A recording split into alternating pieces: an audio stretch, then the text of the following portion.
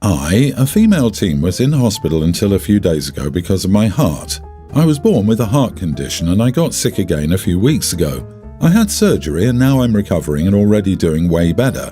While I was in the hospital, I had a fight with my mom and her husband, but mostly my mom, and I needed some perspective on whether I was wrong or not.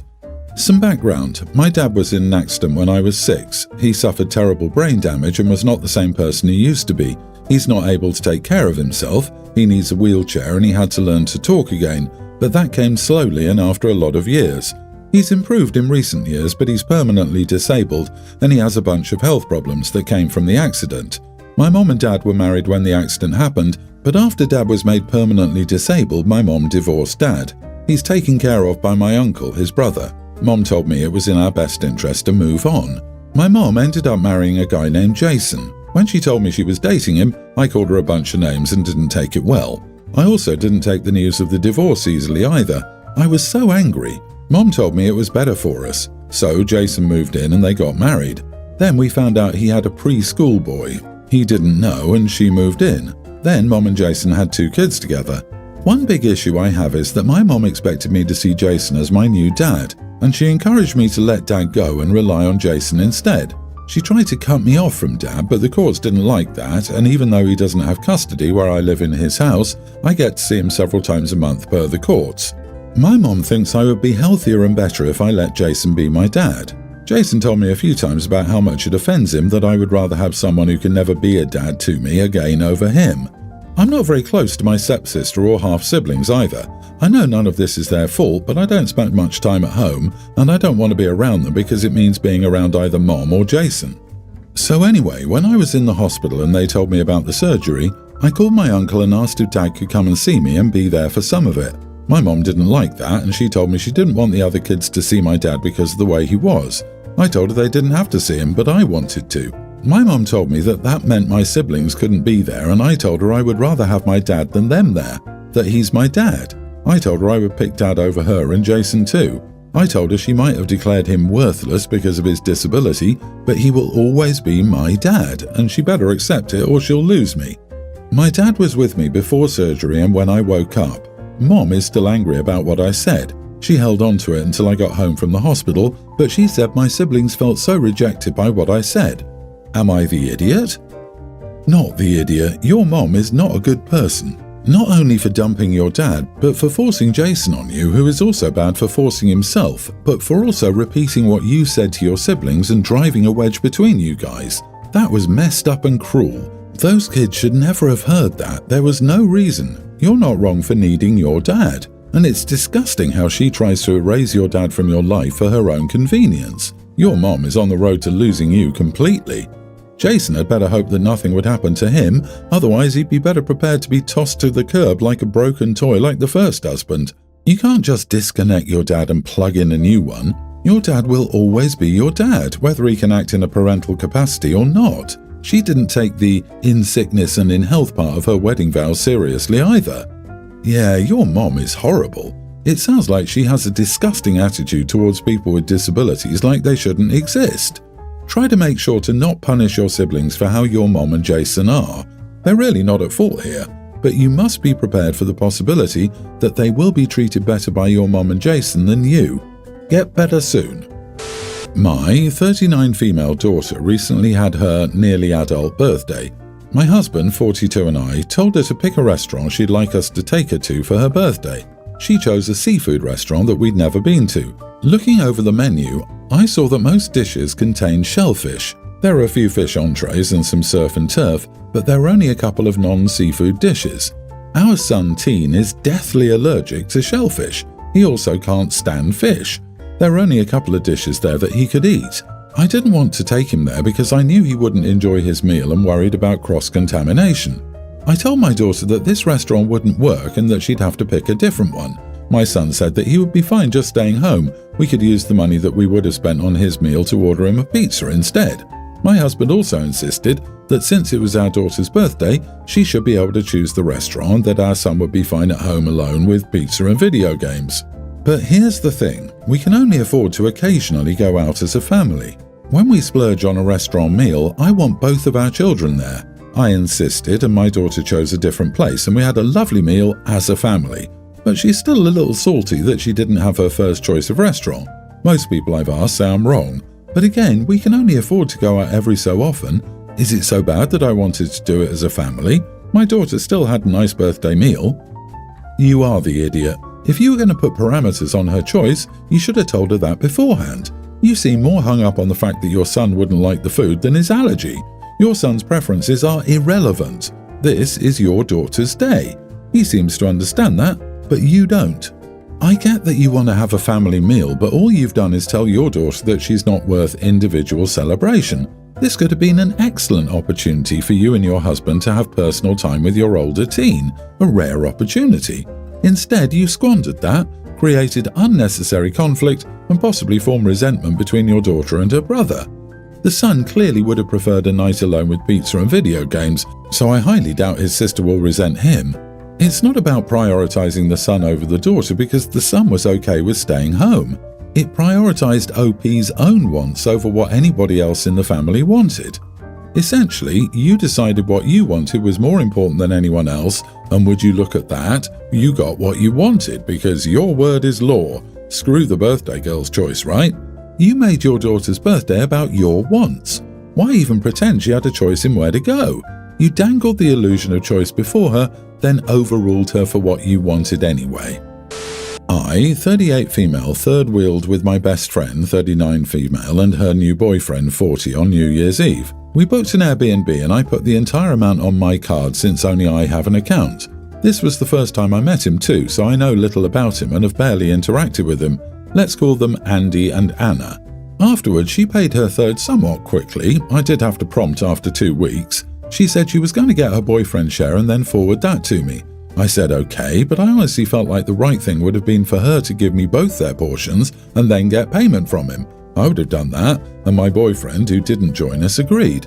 I found out later that he got upset with her because he's frugal and she made it sound like it would be a lot cheaper. She chose the place, then told me which one to book. Anyway, they had a fight, and then she said she was going to wait for things to cool down before broaching the subject of payment again. Once again, I'm annoyed because I felt like it should have been her responsibility to cover for him ASAP instead of putting me in this weird position where I had to wait for him to pay her and then for her to pay me. It's like playing telephone with money, and I'm just hanging in limbo. They've been fighting a lot, so the payment topic got quickly left in the dust. It's been 2 months, and they've both forgotten about it. I reached out to her on Sunday, early March, and she was shocked to realize that it still hadn't been paid. I believe her surprise because she can be forgetful. I don't think she's intentionally ducking me. She said she talked to him this week and I thanked her. But honestly, I'm angry because they're a unit and I think his share of the payment was her responsibility to me. At our age, this etiquette should be a given. She doesn't seem to realize I'm an outsider being put in an awkward position. Instead, her point of view seems to be that we're 3 individuals with equal social distance from each other, so once she paid her own share, she forgot about how much he owed me. This would have been understandable if I was also friends with her boyfriend, but I'm not. It's been 2 months. When I owe people money, I set a reminder and pay as soon as possible. If I can't pay immediately, I take it upon myself to reach out weekly to say I haven't forgotten. In this case, I had to chase her down. So it feels like she put the onus of remembering on me when it should have been hers to carry. Also, she should have paid both their shares. There are some things that I am trying to be understanding of. Work is toxic to her, and she's been having health issues with an upcoming surgery next month. Not major, but still scary. She's also been fighting with her boyfriend. I'm trying to give her grace, but I also think this isn't cool. Am I the idiot if I ask her to just pay me with her own money and then figure it out with him on her own time? Not the idiot for telling your friend that you need to be paid and at this point you don't care by whom, her or him. But you are the idiot because you should have gotten the funds before going on the trip or saying something that weekend. Hey guys, why don't we settle the final balance now? You rented an Airbnb for New Year's Eve. He's not paying back what he already used. Boyfriend is 40, not a teen. At 40, who thinks they must explain to other 40-year-old adults that they have to pay their share? He just doesn't want to pay. Just eat up the money lost and rethink this friendship. You're correct, OP may have to consider it gone. It sounds like he's either hoping Anna will pay or he's hoping that it's just forgotten about and you end up paying for it. OP, their relationship is not your problem, so don't bother tiptoeing with her. Tell her to pay up. Where she gets it from is not your problem. If she refuses because she doesn't want to be the bad guy in their relationship, me, personally, I tell her to give me his number and I go after him and put some social pressure on him. Whatever. And if both relationships go up in flames over reneging over the deal, so be it. I have two much younger twin siblings, Ben, 19, and Zoe, 19 female. They don't get along and are always fighting. It gets so bad that my mom once secretly told me she regrets having more children. She was joking, I think. I believe they're both equally at fault, as does Mom, but our dad dotes on Zoe a lot and believes Ben is just a stupid delinquent. For context, Zoe is more well-behaved than Ben, and she's currently in college doing a pretty tough program. I'm very proud of her. She worked hard for it. Ben really doesn't want to go back to school and shuts down every conversation related to it. He's also a painter and is always drawing or painting.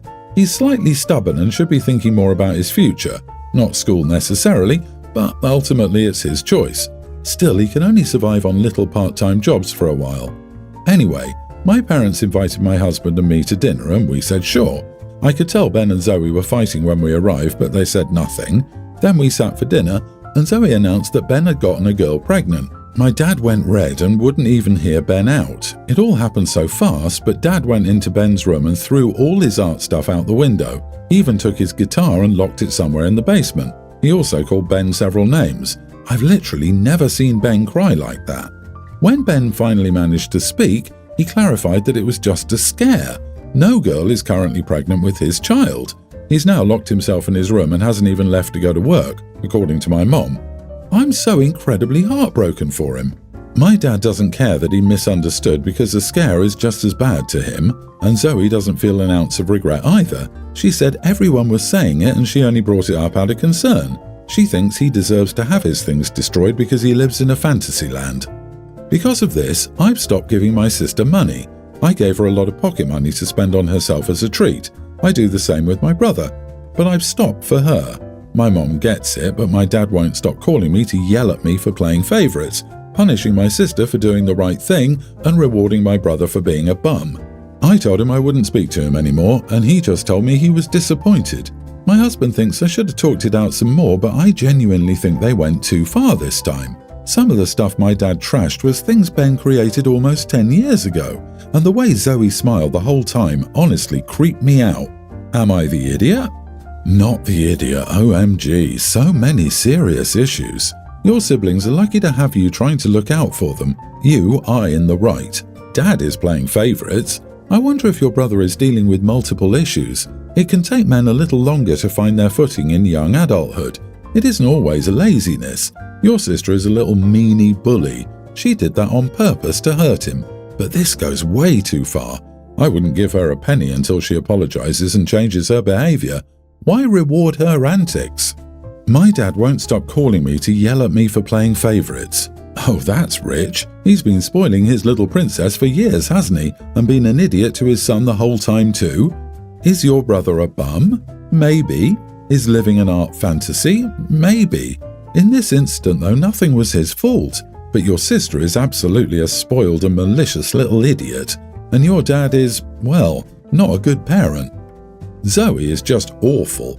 I can understand a couple of 8-year-old siblings trying to get each other in trouble with mommy and daddy, but she's an adult. What a horrible human being. I hope Ben was able to rescue some of his artwork, even if it's not intact. I wonder if there's any possibility Ben could stay with OP for a while if they put a plan in place for him to become self-sufficient. Getting out of that house and away from those people may be all he needs to get his head straight and figure out what he wants to do. He can't keep living in that house forever, working part-time jobs. I, 25 male, and my girlfriend, 26, were together for about a year. I decided to break up with her after learning some uncomfortable things about the before we were exclusive. We had a long flirt and talking phase for about 3 months. We went on several dates and mostly texted online. In the last month of that phase, she seemed distant and dodged questions from my side about the relationship. I told her we're 3 months into the talking phase, have been to dates, and we should decide if we want to go forward. She always dodged these kind of questions. After being distant for a while, she returned to her old self and told me we should be exclusive. I agreed. Last week, I learned from one of her friends what she'd been doing during that distant period. Apparently, she was talking to another guy and pushing to get him. The guy hooked up with her and ghosted her. I think that explains why she was distant and came back randomly. Call me insecure all you want, maybe I am, but it feels wrong to me. I was the second choice according to this story. Was I no different than a spare part? I talked to her about it and consulted with my friends.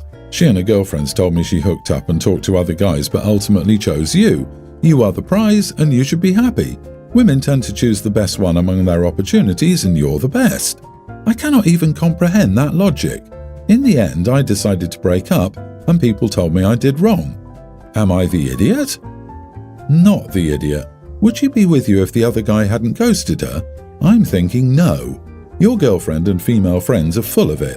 She didn't choose you. The other guy ditched her, so there was no longer a choice. When they said, "You are the prize," consolation was silent. This is why this long "we're not exclusive yet" thing that has become the norm invites problems. In my view, if you go on a third date, you should be exclusive and not try different people for months on end. The same goes for "we're on a break." You break up or you don't. If we break up, I don't want to see your face anymore, although we can be amicable. An ex is an ex for a reason. Old-fashioned maybe, but whatever.